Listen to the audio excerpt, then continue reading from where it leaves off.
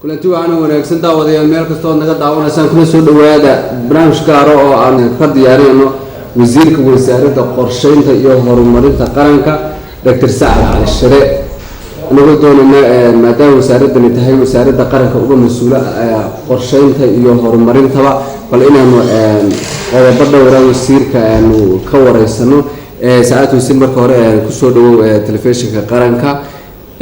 waxaanu jecelahay bal marka hore inaan ku weydiino baryahanba saxaafadda qaar ba waxay qorayeen saacad wasiir inta hay'adaha qaar ay doonayaan inay Somaliland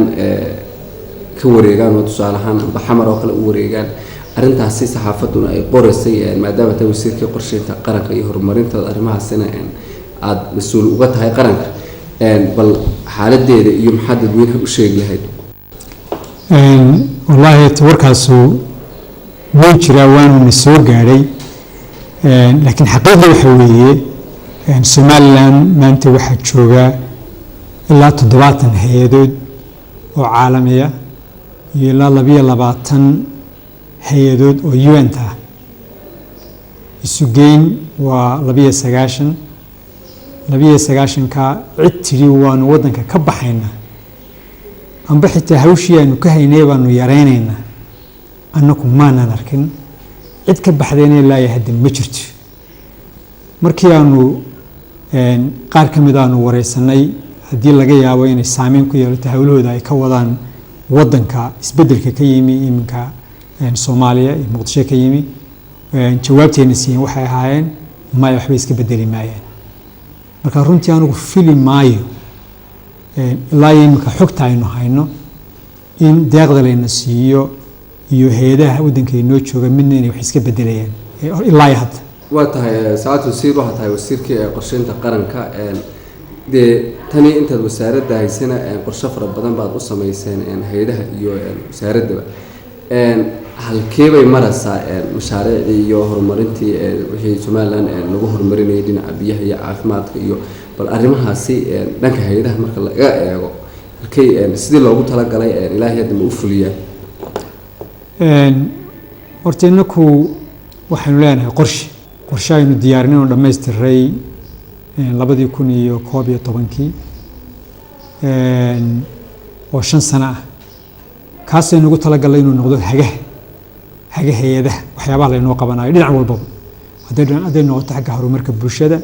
sida caafimaadka iyo waxbarashada hadday noqoto dhinaca horumarka dhaqaalaha sida xagga beeraha xoolaha kalluunka warshadaha intaba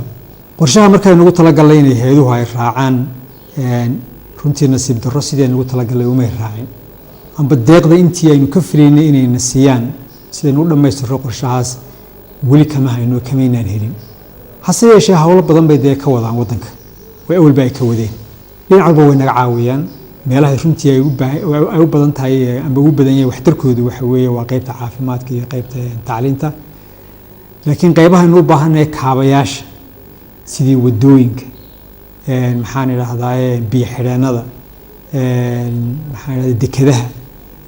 amuuraha caynkaas runtii waxtarkoodu aad bay noogu yareen waana meesha inuu baahan in lanaga kaabo lanaga caawiyo waa tahay saacad wasiir waxaad tilmaantay waxyaabo badan oo aad qorshayseen in ay sidii loogu talagalay loo fulin haddii qorshahaasi muddadan soo socotana aan wasaa u fulin oo wixii aad ugu talagasheen auna fulin maxay tahay marka fariinta aad u diraysaan hay'adaha والله فرنت إنه درينا وحويني أرتي إنه كرديان وحين السيان يو إنه قبتان وحين كدر بنو مربنا واحد على وحي هيدو إنه قبتان مشاريع يجوا إنه وصوت تلاقلين ويوي هندسين كواس الله جاي أبينا أنا وافق سنين باهدين قلت شيء وهو الريا وحوي إني بورتي إنك تلاقتان اللي إنك أجرين باهدين وإنكم مربوا وحيان إسلام هي وبهنتني وإنه مذيه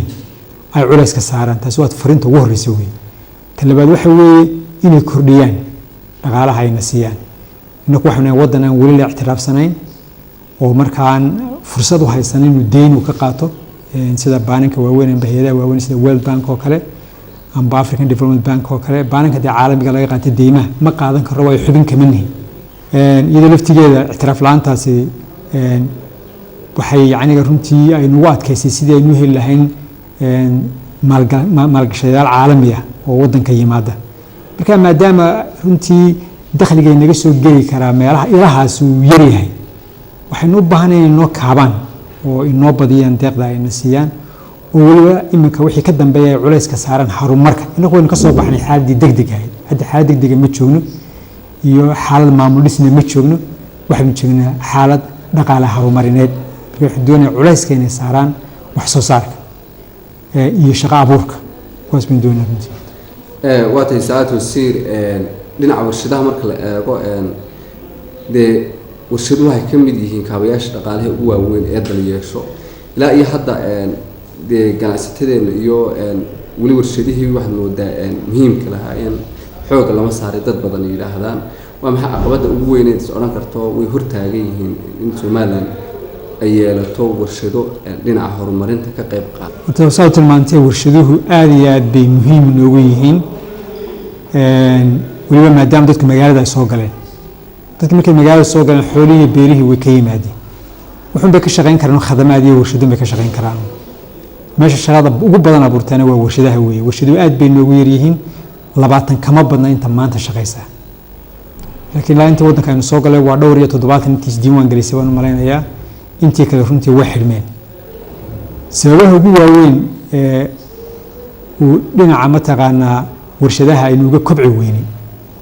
ambaba aynu xitaa kuwii bilaabmay aynu haysan weynay nooga xidhmeen waxaa ka mid ah horta kow xagga tamarta warshaduhu tamar badan bay cunaan inana tamartu waanay nagu yartay waanay nagu qaaday kilowatt hourkii amba unitkiiba waxa weeye waa $1 iyo 20 runtii aad iyo aad bay ugu adag tahay warshadaheenu inay la tartamaan warshadaha kale Itoobiya caalamka intiisa koro laga yaabo korontada in laga siiyo halka ninka $1 laga siinayo 10 senti amba 15 senti amba kaba yarba marka lama tartami karo taas waxaan u baahnaa runtii wax weyn ka qabano waana laga qaban karaa arrinka kale seelatigiisa waxa weeye caalamka kale had iyo jeer magaalooyinku waxay leeyihiin meelaha degan warshaduhu ay ka dhisan yihiin meelo loogu talagalay oo guryuhu dhisan yihiin oo korontadu jirto oo biyuhu jiraan oo kaabayaasha u baahan tahay warshado dhami ay ka wada jiraan oo ka dhisan yihiin marka qofku warshad samaysanaya kaliya warshadu buu la imanaya wuxuu buu dhiganayaa hangar bakhaar buu dhiganayaa halkaas ku shaqaysanaya haddii ka socon weydana wuu iska xidhaya wuu iska tegay iminka hadduu dhinaco qofku inuu warshad samaysto waa inuu dhulkii iibsado waa inuu deefkii ku sameeyo waa inuu biyihii soo geliyo waa inuu korontadii soo geliyo qofku isagaan warshadiiba rakabin baa kharashka kaga baxyaaba labalaba ka warshada laftigeeda marka iyada lafteeda waxaynu u baahannahay haddii aynu nahay dowladda inaynu u samayno meelo loogu talagalay warshadaha oo loo fududeeyo warshadeeda sidii ay warshadahooda u samaysan lahaayeen oo kharashka looga yareyn lahaa taa lafteeda waynu u baahannahay waxaa kaloo ina jirta imika dee tartan xooga baa jira wax walba China laga keenaa amba India laga keenaa iyagoo jaban marka iyada lafteeda waynu u baahannahay sidii aynu u ilaashan lahayn warshadaheena wax soo saareen u dhiirigelin lahayn oo nuuga laalnay mataqaanaa competitionka taan runtii waynu u baahan waxa kaloo u baahannahay oo aan laga maarmaynin waxaanu jaarnahay waddan aad u ballaaran oo Itoobiya la yiraahdo oo ilaa 90 milyan ay ku nool yihiin kama faa'iideysano runtii suuqa halka ay noo yaala ee dhabarkeena waxaan idhahdaa yaala hadda maanta waxaanu u baahannahay runtii inaynu la yeelano dowladda Itoobiya cilaaqaad ganacsi inuu la yeelano oo markaa u saamaxaya dadkeena warshadaha wixii warshadaha ka soo saaray in si fudud ay uga iibiyaan waa tahay saacad wasiir dhawaan World Bank wuxuu maalgeliyay dad ganacsato ah oo aad uga faa'iideystay mashruucaasi mashruuc sii soconayo oo dad fara badan oo isla ka qayb qaata mustaqbalka waqti u heli karaya miyay tahay mise intaas ku eega meetan waa dowladda ugu horreysay kaliya weey saas sheegtay waxa ku guuleystay 59 shirkadood ayaa ku guuleystay deeqdii ee World Bank uu siinayay in badan waaba warshado hayr yaraadaan babe waa dowladda ugu horreysay lacagta la bixinaya waa laba nooc wax la yiraahdo lacagaha yar yar iyo lacagaha waaweyn tan inta la bixiyo waa lacagaha yar yar waxa weeye waa 5,000 ilaa 50,000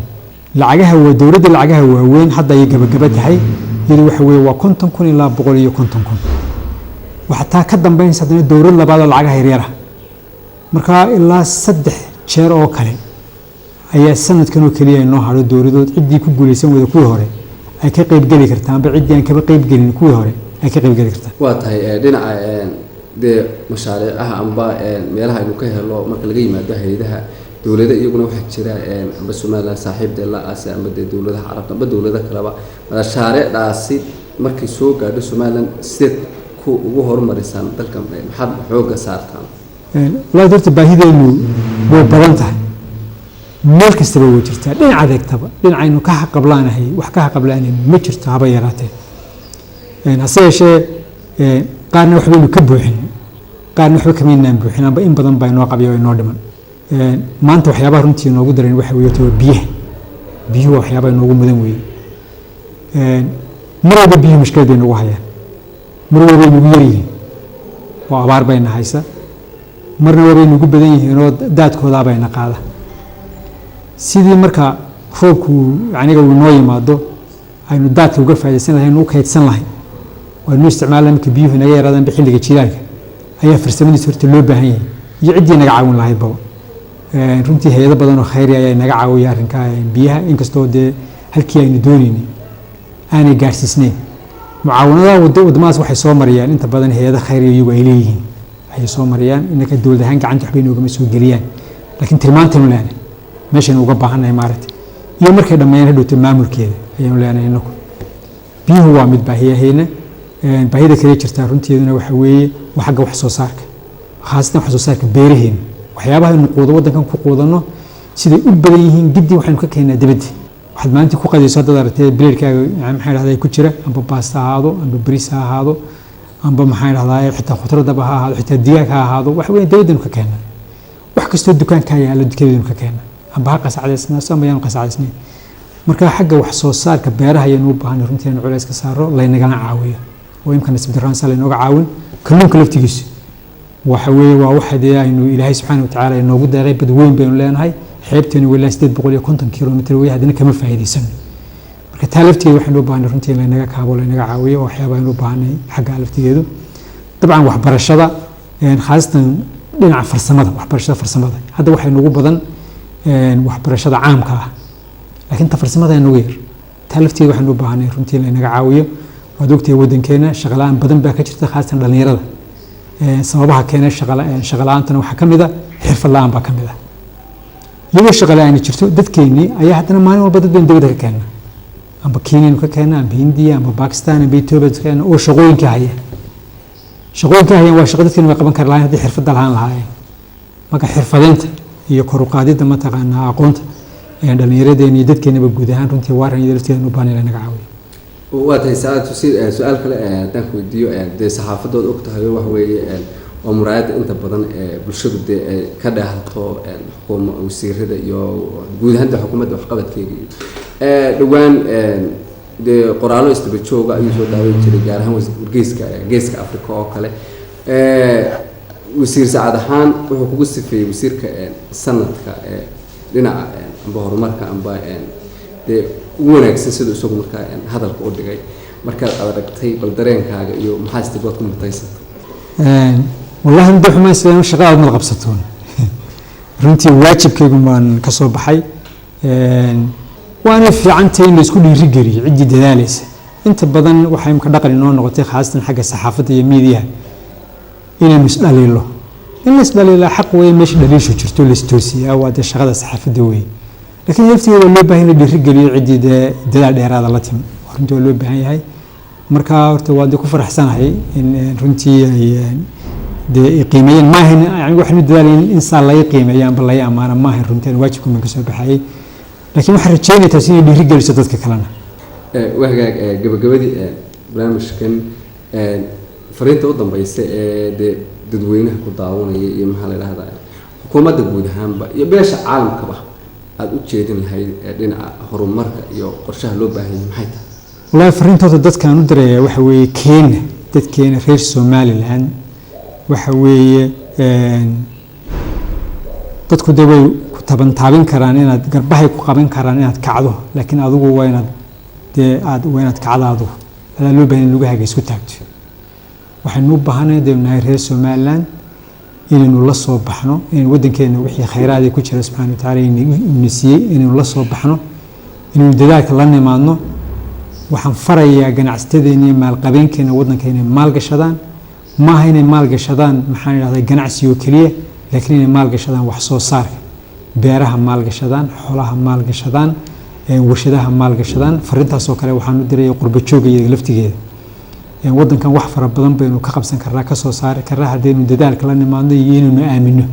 taas waxa weeye waa fariinta dadkeena bahda caalamka sidii markii hore baan sheegay waxa weeye Somaliland waa waddan jira waa waddan dhowr iyo 20 sanadii u dambeeyay wax badan qabsaday harumar badan sameeyay haday noqoto xagga siyaasadda xagga dawladda haday noqoto xagga maxaa la bulshada dhaqaalaha laakiin haddana waa waddan u baahan garab qabasho waxaanu uga martinahay bahda caalamka jimciyadda qurumaha ka dhaxaysa iyo dawladaha kaleba iyo hay'adaha caalamkaba inay taakuladaan u baahanahay na siiyaan waxnaku dadaal badan baanu yaanu sameynay lana imanayna waanu ku rajo weynaa inuu dadaalkaygaas noo midho dhali doono laakiin waxaan u baahanahay gacan qabashadeeda daawadayaal barnaamijkaasi gaarkaana inta ayaanu ku soo gabagabaynaynaa waa filim qaadistii Caawil Cabdi Kaahin iyo anoo Cali Maxamed Daahina oo dhammaantiin idinkaga tagayna assalaamu calaykum waraxmatullaahi wabarakaatuh aad iyo aad ma mahadsantahay saacad wasiirtan